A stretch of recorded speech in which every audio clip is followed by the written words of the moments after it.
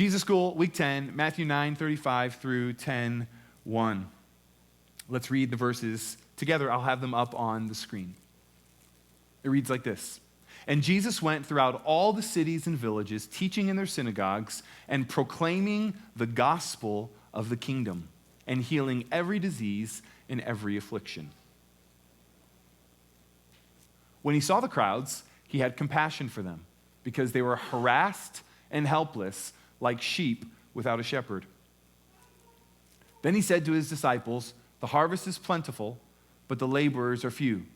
Therefore pray earnestly to the Lord of the harvest to send out laborers into his harvest." If Jesus had a top 10 list of like most famous statements that he's known for, this would be on the top 10 list, all right? Top 10, the harvest is plentiful, but the laborers are few, right? So he makes this statement, the harvest is plentiful, laborers are few. Pray, Lord of the harvest, send out more laborers into the harvest. And he called to him his 12 disciples and gave them authority over unclean spirits to cast them out and to heal every disease and every affliction. We'll walk through this over the next few minutes. In this passage, if you're going through the Gospel of Matthew from the chapter 1 through chapter number 28, chapter 9:35 to 10:1, this portion is sort of a watershed moment. A new phase of discipleship, of ministry, of leadership training is taking place right here. Remember, Jesus came to raise up responsible shepherds in the nation of Israel. The Pharisees and the Sadducees and the religious leaders of the day were irresponsible shepherds who were turning their converts into twofold, a child of hell, I think is how Jesus said it. Pretty strong words. They were leading their converts astray. They were irresponsible shepherds. So Jesus says, I'm going to choose a tax collector and a fisherman and a fisherman and another fisherman and a bunch of kind of common everyday Joes, and I'm going to bring them to me, and I'm going to train them up to be responsible shepherds. And he had them on sort of this training regiment, if you will. And if you read the Gospels enough, you see where he levels up their training. And in this chapter, he's leveling up their training, right? You ever have like a mid-year review or something where your boss is like, all right, you've handled these responsibilities really well, and now I'm going to put another task on your plate, right? Now, Dustin, I'm going to give you another ministry, right? Or whatever it is. I'm going to give you another group of people to manage or another responsibility, or I'm going to put something else on your plate. We are going to extend your leadership training right now. And so what he's going to do, and throughout all of chapter 10, he talks about how he's going to send them on a local trip to do ministry without Jesus. Without Jesus. The first time they'll do ministry without Jesus. It's sort of like hey, let's see how you do here, and then we'll talk about it afterwards. And Jesus knows that in about a year and a half, he's going to leave them and commission them to go to the nations, right? Go to Africa, and go to Europe, and go to Rome. But before he sends them to Rome, he sends them to their hometown. He says, before Rome, why don't you try going back to Galilee first and spend a couple of weeks or maybe a couple of months together, 2 by 2, and I want you guys to do ministry. And so all of chapter 10 is giving them instructions for how to do that local commission, that local ministry. Then they go back and they kind of debrief on how that went, and Jesus teaches them. So there's this thing called the discipleship square. I don't know if you've heard of it before, but it's something that people have identified in the Gospels of Jesus' leadership training. So the square starts with number 1, I do, you watch. So Jesus is the I there, and the disciples are the you. So Jesus, beginning of the Gospels, he's the one doing all the ministering, and the 12 are just watching. And that's how the leadership training works. Guys, watch how I do it. And he does it. Then they go to the next level, and he says, now guys, why don't you start helping me? So he has his hands on a blind person, and then he might say, Peter, put your hand on the other side of the head, would you? Now you get to help me, right? You get to manage the crowd. You get to be involved, not just watching, but now they get to be involved in what Jesus is doing. And then there's the leveling up where they do it, and Jesus helps. So now Peter is the one doing the ministry, and Jesus is saying, that's right, I'll be here to help you, but you're the one leading the show now, right? You're the one leading the prayer time. You're the one leading the Rafa room, whatever it is. You're the one preaching the sermon, and I'll give you some feedback as you go, or maybe help you prepare it, And then the final iteration is you do, the disciple does, and the teacher just watches. And they don't have any part in it. They just get to sit in the audience or whatever, and they just get to watch this disciple now lead and do it themselves. And so you can see the discipleship square as Jesus' ministry model. And so if you accept that as sort of a loose ministry model that he had, then the star right there is where this text takes place. It's the transition from 2 to 3. It's Jesus has done almost all the ministry, and now he says, now I want you guys to do the ministry. And the way that he does it is by sending them on this short trip and then coming back. It's not that much risk, not having to travel that far. They're still going to know some people. They might run into some people that they know. And so it's a safe, short trip of ministry, and it's a major part of their training, the discipleship square. So let's walk through a couple points of this text. So what is Jesus doing? Well, Jesus is teaching, proclaiming, and healing in chapter 9. And this is, if you add casting out of demons, these 4 represent primarily what Jesus did in his ministry. He taught. He took the Torah scrolls, or he took the book of Isaiah at one point, and he talked through the text and taught the text. And then he would proclaim. That was different than teaching. He would proclaim, or he would declare, right? Or he would announce that God is doing something in our age. I know you don't see it necessarily, Jesus says, but I can see it, and I'm here because the kingdom is breaking through. The kingdom like the Daniel 2 kingdom, like the Daniel 7 kingdom. The kingdom is breaking through because the king is in the earth, and the kingdom blessings are at hand. And so get in. So get in. And then let me demonstrate that the kingdom is here by letting you see a foretaste of kingdom blessings. And so he heals the sick, and he casts out demons. These are foretastes of what an eternal kingdom reality will look like. When I say kingdom, it might help you if you think about heaven on earth, right? We will live forever on a new earth in which heaven's atmosphere and laws and culture and blessings have saturated the earth. That's what eternal heaven is like. And that is the kingdom, right? And so Jesus, in order to demonstrate that what God is doing is he is causing his kingdom to break through, in order to demonstrate that, he goes, now, life in the kingdom someday, life in heaven, will there be no more sickness? So a sick person, come here. He lays his hands on them. They get healed, and he says, that's what the kingdom's going to be like. Don't you want to be a part of it? Right? And you see the lepers out there, they're ostracized, and they're not allowed in the community. There's separation. The kingdom won't be like that. There's nobody's ostracized in the kingdom. So leper, come here. Let me touch my hands on you. Cleanse the lepers. The leper is cleansed of all of his leprosy, and now he can be brought into the family, because that's what the kingdom is like. We're all going to be family. There's going to be anybody that's going to be ostracized, right? And then here's a demonized boy. There will be nobody demonized in the kingdom. Heaven won't have one demonized boy like this. Look at his pitiful and miserable experience. And so Jesus says, let me show you what heaven's going to be like. Leave. And the demon leaves, and the boy's now in his right mind, and he says, this is what the kingdom's going to be like. So every outworking of Jesus' supernatural ministry is a foretaste of the kingdom, because one of the primary things was he proclaimed the good news and the gospel of the kingdom, and it was demonstrated through healing every disease and every affliction and casting out of demons. As he's in the crowd this day, he was moved with compassion because he identified the crowd on this day as being harassed and helpless like sheep without a shepherd. This is the way that he described them on this day. I think this was a unique day. He saw something maybe he hadn't seen before. He saw the crowds. He was moved with compassion because they were harassed, helpless, and sick, right? I mean, he's healing their sick, so they're sick, harassed, and helpless is the way that he sees this crowd. So harassed and helpless. Harassed by whom? Harassment involves a second party, right? You can't be harassed all on your own. You are being harassed by someone else. So who are they being harassed by? The devil, right? They're demonized people. these people are being harassed. So here's a good picture of what I think Jesus saw. Jesus looked at the crowd and he said, they're like sheep without a shepherd. They're like little lambs all alone, separated from their heavenly Father.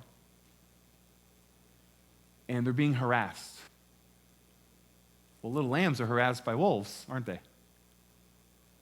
So if we could step into the story and say, Jesus, what do you mean they're being harassed? Who are they being harassed by? I think you would say by the wolves. They're all over the place. Can you imagine how open the spiritual realm was to Jesus? Jesus was a seer. I think it goes without saying. Jesus was a seer. So did he see demons? You bet he did. But he saw them all over. And on this day, he was moved with compassion, it said, when he saw these little lambs being harassed and helpless, like sheep without a shepherd. He said he was moved with compassion. So compassion is the first characteristic that Yahweh attaches to his own character when he describes his character. There's this really famous story in Exodus 34 where Moses says, I want to see your glory. Show me your glory, Lord. And he said, I'll show you my glory. I'll let my goodness pass before you, and I'll declare my character to you. And so it was like this dual blessing. Like the goodness of God passed before Moses, and the Lord himself, Yahweh himself, spoke over him the character of Yahweh. And it's this wonderful paragraph. The first characteristic Yahweh said about himself. At that point, it was the clearest revelation of God's character the world had ever received. He said, Moses, you know who I am? I'm Yahweh, Yahweh, a God of compassion. His first characteristic. And the word compassion comes from the word womb in Hebrew. And so he says, I have a womb that is moved by people's pain. It's moved by covenant love. It's moved when my sheep are harassed and helpless. Yahweh says about himself, I am a God of compassion. And Jesus, Yahweh in the flesh, standing in the crowds, sees a picture maybe similar to this in the spirit, and he is moved with the same thing that Yahweh announced to Moses. Oh, he's like he could feel it in his stomach. You feelers, you know what I'm talking about. You feel things deeply, don't you? Some of you feel things. The Holy Spirit allows you to feel deeply in ministry. Sometimes I'll see you ministering and I'll see you go, oh, or I'll see you yell and you'll say, oh, right? Or I'll see you say, oh, there's fire or something like that, right? But we have discovered in recent years how closely our spirit and our body are connected. And when our spirit is feeling things, our body will feel things, right? And so Jesus is, he's moved with compassion because he sees these little lambs like sheep without a shepherd being harassed and helpless. And I appreciate the artist in there putting Jesus in the background. He's running.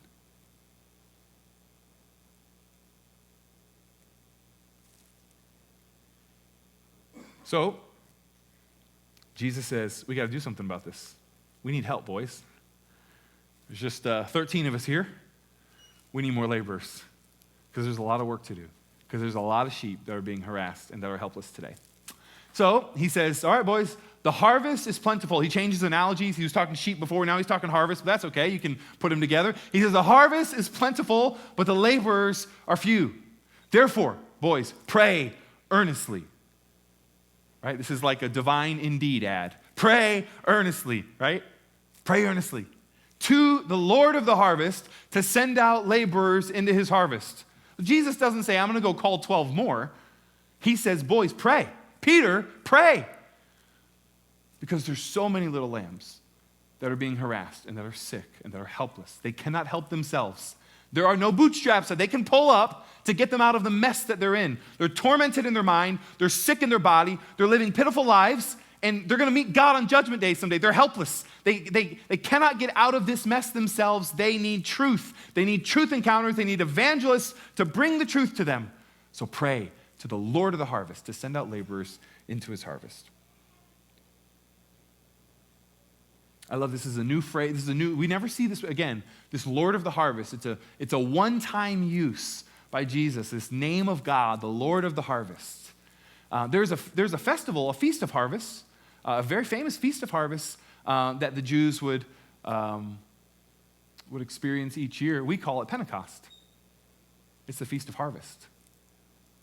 And if I was telling you the story of Pentecost right now and the Pentecost outpouring of Acts 2, I would probably include this passage because I think this was these prayers of Lord of the harvest, send forth laborers. Lord of the harvest, send forth laborers. Lord of the harvest, send forth laborers. That the 12, and then I'm going to show you in a second, the 72 began to sow these seeds all over Galilee, all over Samaria, all over Jerusalem, all over Judea. Lord of the harvest, send forth the harvest. Lord of the harvest, send forth the harvest. Lord of the harvest, send forth laborers into the harvest. Send forth laborers into the harvest. As he sowed these seeds, I think the great Pentecost outpouring was the Lord of the harvest saying, okay, okay, here we go.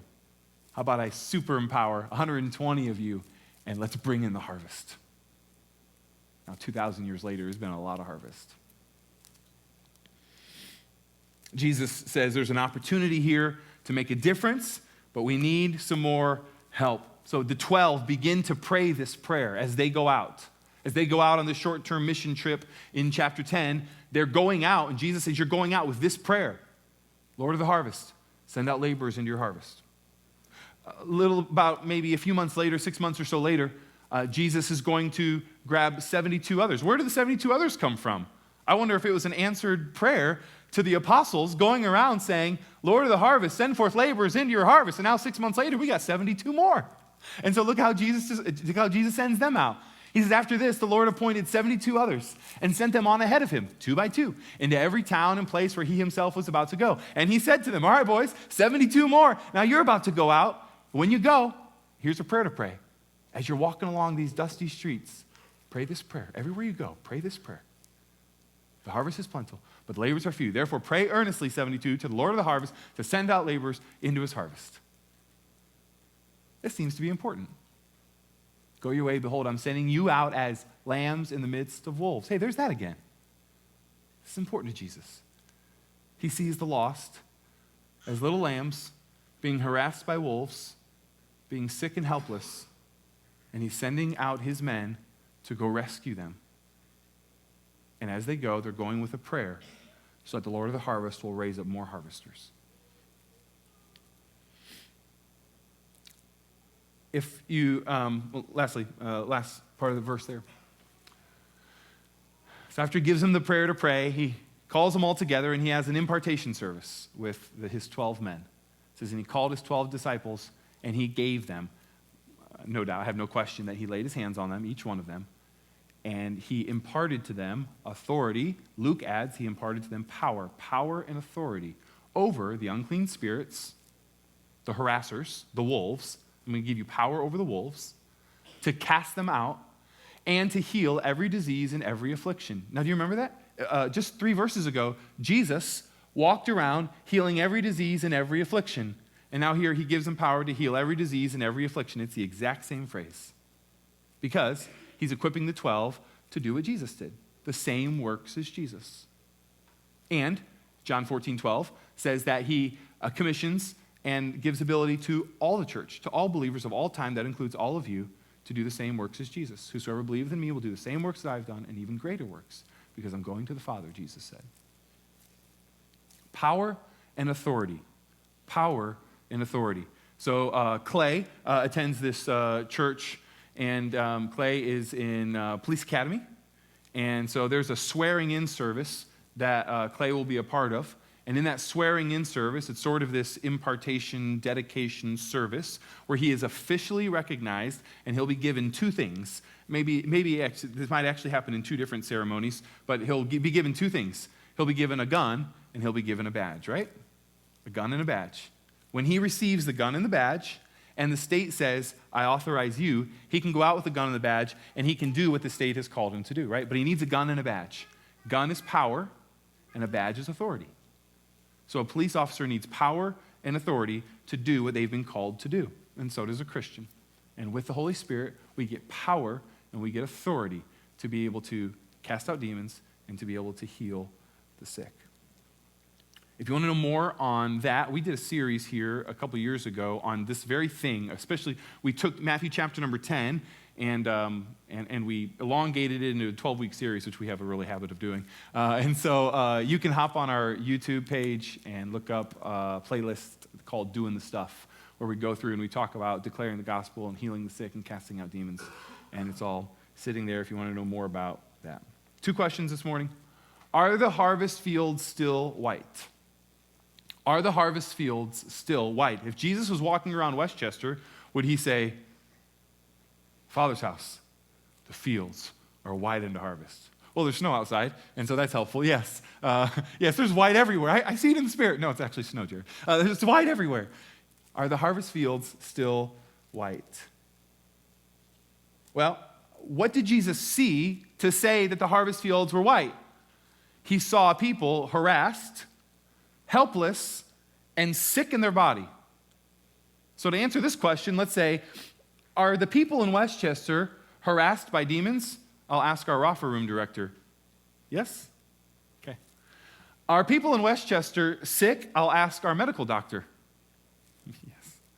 And are people in Westchester helpless to solve these in their own strength? Yeah. The fields are white into harvest. I think Jesus would say the same thing. Because there's no less demons than there were 2,000 years ago, and our bodies are not healthy, especially with the diet that we live, right? And what's in our air, and what's in our water, and lions and tigers and bears, oh my. We are not healthy people in general. The fields are white unto harvest. Our church is full? No. There's a lot of churches in Westchester, but they're not full. If you knock on 10 doors, probably 2 of them will be church attenders, and the other 8 will either lie, or they'll try to remember the name of the one they went to at Easter last year, or they'll talk about how they were raised. But the fields are white in harvest. There's a wonderful opportunity. What's our mission field? What's our field? Our field is 35 square miles, which is the township of Westchester. 35 square miles, 25,000 homes, 65,000 people. This church sits in Westchester because it has a calling for Westchester. We were told in 2013, a year before we ever moved to Westchester, that the Lord wanted us to come to Westchester. We were in Northwest Indiana. We had never been to Westchester, but the Lord told a group of people, Westchester, Ohio, is where you need to come. And so the Lord's heart is for this city. And so while we love to help people outside of the city, heck, I live outside of the city. While we love to help people outside of the city, there is a calling to these 35 square miles, to these 25,000 houses, and to these 65,000 people. And the harvest fields are white. Do we need more laborers? Do we need more laborers for this? The Lord has given us a wonderful strategy to be able to reach Westchester in a way that we'll roll out to you here in the next few weeks. But we need more laborers. And specifically, we need more laborers who understand power and authority. Okay? We need more laborers who understand power and authority. Laborers who are equipped to help the sick, the demon-harassed, and the helpless. We need laborers who are equipped to help the sick, to help the demon-harassed, and to help the helpless. I believe this is something the Lord of the Harvest is doing with the Father's house, and in general with Rafa Room's ministry in particular. He's preparing laborers. He's preparing laborers. Laborers who are free from the shackles that Carol saw this morning. They're free from those shackles so that they can run, so that they can actually go out and do a circuit, right? So that they're not lugging around this ball and chain of unforgiveness and shame and guilt, right? So in Rafa Room's ministry, we're cutting that off with the sword of the Spirit, amen? And we're getting them free to look up out of their shame, free to look up and see Jesus and perceive him and get visions of him and get words from him and all of a sudden get into the flow and get onto the same page and take his mantle upon them and to be able to run and to be able to, would you believe it? Live on offense in the Christian life instead of constantly living on defense like a helpless lamb, right? To live on offense. And to go into the treasure house of heaven and to find our sword or our stave or how'd you say it? There you go, it's our stake, right? To get our stake, and to get our weapons and to discover them, to live in the power of them. What is the Lord doing with our church? What is the Lord doing with Rafa Rooms? I think one of them, the Lord of the harvest, is preparing these harvesters, these laborers. He's getting them free, getting them delivered, getting them healthy, getting them in the flow, getting them in the spirit, however you want to say it, so that they can help the demon-harassed, the sick, and the helpless. Rusty, would you come up?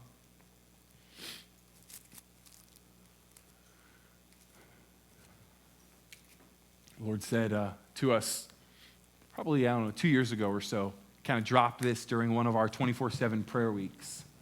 I've written it down and said it back to the Lord many times. We are being called to the great preparation of the bride.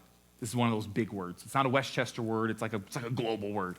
We are being called to the great preparation of the bride of Christ, the church.